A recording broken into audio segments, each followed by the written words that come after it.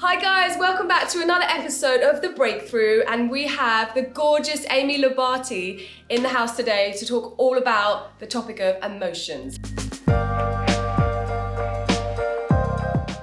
Today we're going to talk about emotions because it's Amy's expertise in it, Ames. And we're going to dive in and see what you got. Okay. See what you got for us. Because we all need help with emotions, right? Especially, our sensitive ones. So where do we start?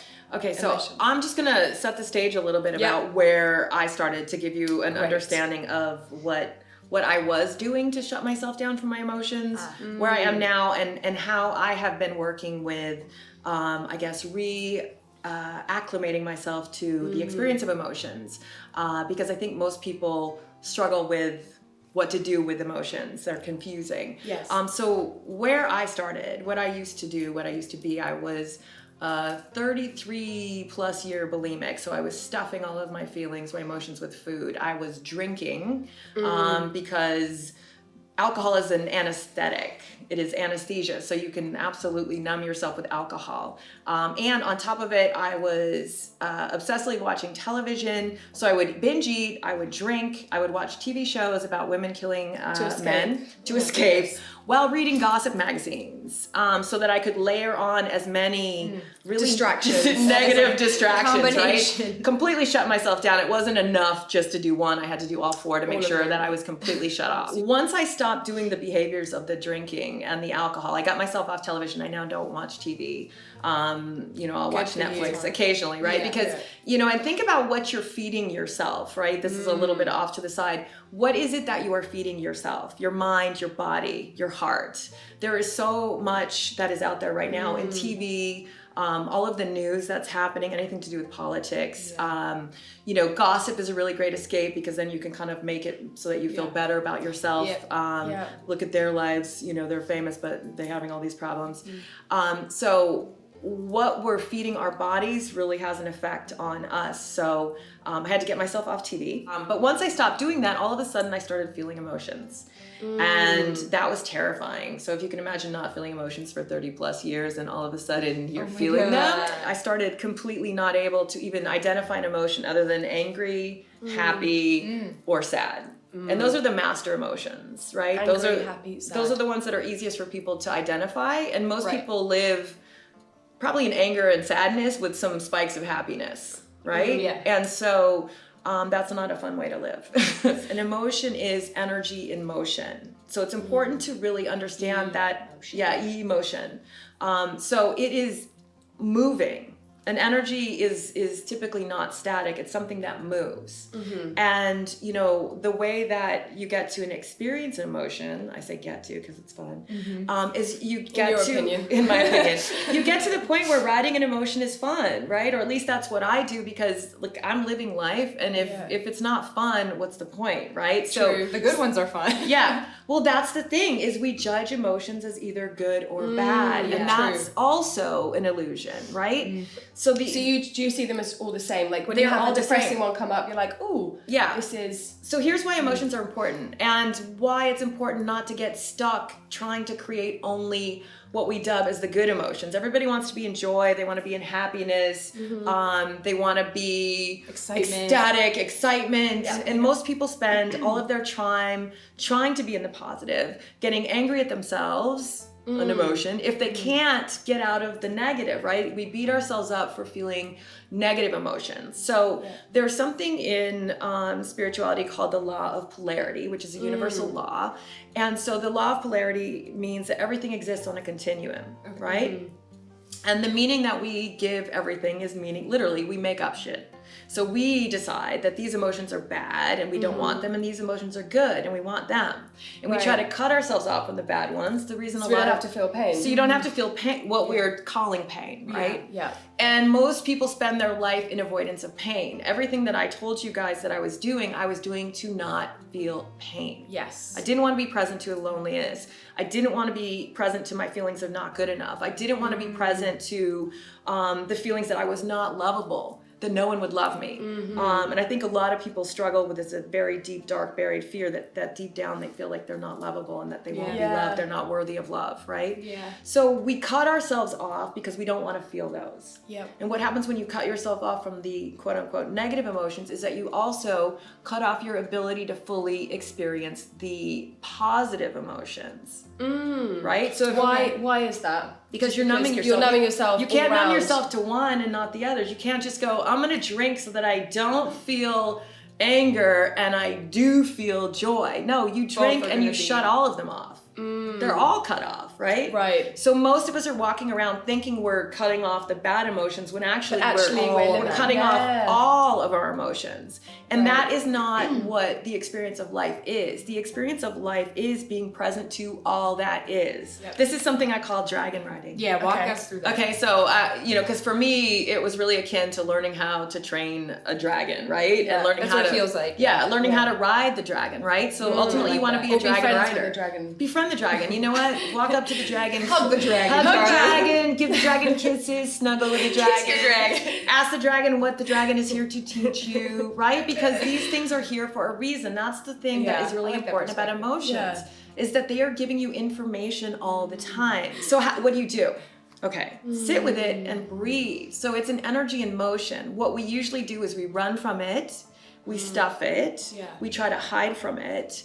And we're not allowing it up. I've had a little cry, now I'm gonna move on. No, if you let the emotion move and you don't try to hold it or stop it in any way, you'll be really shocked at how fast the emotion moves. First of all, you're never gonna die from an emotion. That's not actually gonna happen. An emotion will not kill you. Just as like, good to know. Yeah, it feels that way all the time, Jackie. Right, it's a story that I used to tell myself that I couldn't allow myself to experience an emotion fully because I literally might go crazy. Yeah. Or I might never come out of the rage hole that I'm in.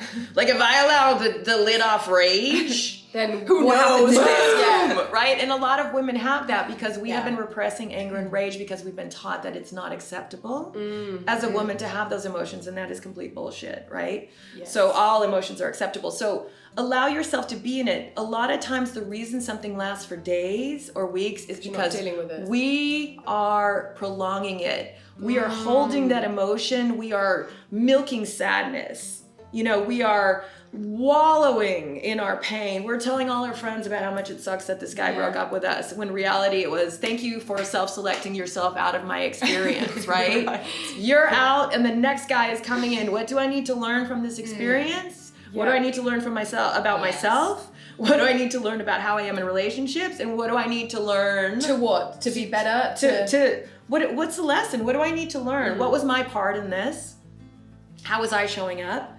And then move to a different space. So most of us wallow in it. What emotions do is they are guides. They are informing you of what you need. They are informing you of what you are not getting, what you are not giving yourself. Sometimes emotions come up. We talked about this on another episode. Emotions come up because you're either not asking for what you need, you're not setting boundaries, you're not getting what you need, you're not giving yourself what you need. Yes. So emotions are basically like a check engine light. Right. The check engine light comes on in your car, you need to take a look under the hood, what is going on, right? Right. When you feel an emotion, especially one that's uncomfortable, one that we describe as negative, one that we're not used to feeling, what's going on? What do I need to take a look at? Yeah. What if it is something, let's just say, because Jess and I are both terrified of losing our parents, as are everyone, but particularly can't imagine that day coming. Yeah.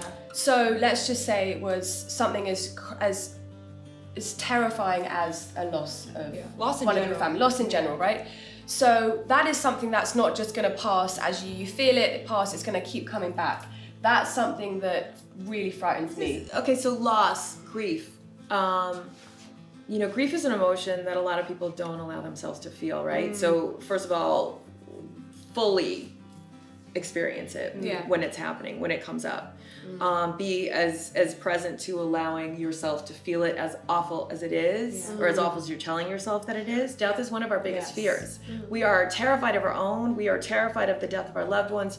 We are terrified of the fact that there is nothing that is consistent. There literally is no consistency. There is nothing that is going to last forever. And we don't want to admit that to ourselves, right? So we also create this story that if somebody dies, they're no longer here. They're gone. They're gone. Yeah. That's not true. Yeah.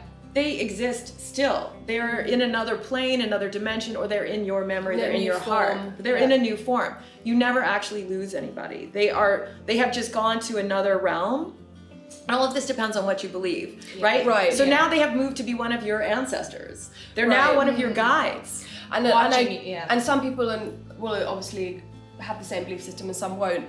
But the fact is, physically gone, as in you cannot hold and touch that person physically anymore and have that conversation verbally. I know you can still, but so that's what I'm. So there's a couple things. One is, what are you doing here and now to connect with that person? Are you, because some people aren't even, they're like, I'm terrified that my mom is no longer going to be here, but I never visit her. Right? I'm terrified that my dad, this, that, or the other thing, and yet I make no time for him. And when he calls, I don't pick up the phone. So what are you doing in the here and now? While they're still here. To absolutely connect, right? Like, are you telling the people you love that you love them on a consistent basis? Are you demonstrating that love? Are you being loved with them? So that's one thing. And yes, it happens. And I can, my brother was killed very unexpectedly in a drunk driving accident a few years ago. And it was devastating. And I just remember while it was happening, I didn't see the way out of it, right? And usually when one is in stuff and people are like, it just takes time, you want to punch them in the face. Right. You're like, oh. Great. More time with this. I'm in this now. I don't need more time. It's like when you break up with someone and your mom says, there's more fish in the sea, honey. And you're like, I want that fish. Right. Yeah, it's not the same fish. I don't want a different fish. It's one of those things that it's about acceptance, practicing acceptance that this happened, that they have transitioned, their energy is now in a different form, in a different space. Yeah. And how am I going to continue my relationship with them now that they're in a different form and space? And how do I fully feel this? And is me being grief-stricken for years what they actually want me to do? To really treat it as an experience and to be as present to the experience as possible, because the more present you are to the experience, the faster it moves. Yeah. And the more you're able just to get whatever you're meant to get from it from a lesson consciousness standpoint. Sometimes I feel sad about my brother still, right? It's been probably about 6 years. It's not like it was at the beginning. Yeah. But it's also an opportunity to really think about, when they do pass. Yeah. What's the experience that I want to create with them? Do they become now, one of my guides? Do I talk to my grandma? Yeah. Does my grandma come to me in meditation and give me my divine guidance? Is she now on my angel team? Right? Yeah. And what do I love about them that I want to let how can I honor them by embodying who they were? The only thing that matters is now. Right? So how you are now with the person that you love so much that you're so in fear of losing them, if you find yourself sitting with them in fear of losing with them, tell yourself that you are wasting your time because you are now projecting into the future, which doesn't yet exist. The only thing that is here is now. And you're wasting quality time with the person that you're worried about losing. Be here now, right? Be as fully present, right? So these things, these thoughts are just their check engine lights, right? They're reminders, the same way the emotions are. These are information. It's just information, right? We fear them, but there's no reason to fear them because they are literally just information. Okay, thank you so much, guys, for watching another episode of The Breakthrough, all about emotions with our gorgeous Amy Lorbati. Yay, I love you guys. Oh, I love you so much.